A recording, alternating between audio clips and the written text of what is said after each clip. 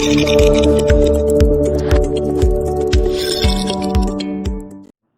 is the unboxing of the MetroTalk RDR2550 RCA radio. It's a 400/470 UHF. It does have a 3-year warranty.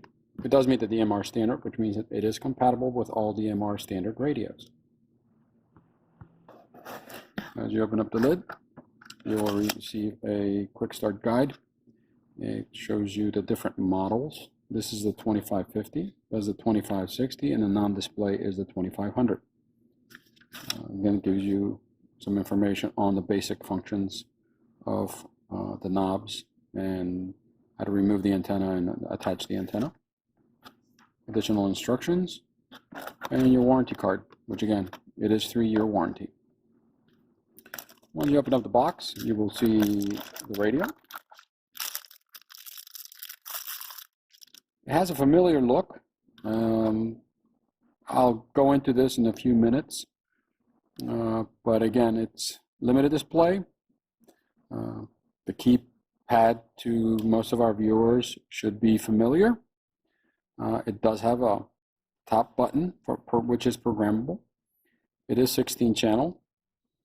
It does have, again, for some of our viewers, it should be familiar, 2 lower programmable buttons and a blue upper programmable buttons above and below the PTT button, and the side port.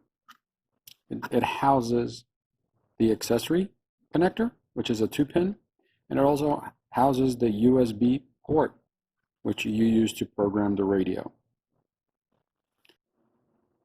So now we're going to go into what's inside the box. You open up the lid, you will see a 1800 mil standard battery. This is the stubby antenna, a screw-on belt clip, and a wrist strap. So this is what comes inside the box of the RDR2550 RCA radio from MetroTalk. This is MetroTalk's personal observation of the RDR2550 product line from RCA. As you can see, this is a Motorola XPR 3500 chassis. This is a Hytera PD562 chassis, and amazingly enough, this is what the RDR2550 radio chassis looks like. As you can see, it looks remarkably close like the Motorola on the bottom and remarkably close like the Hytera on the top. The only thing we can deduct from this is that they had a love child. Motorola and Hytera had a love child, and we're going to call it the RCA RD2550 radio.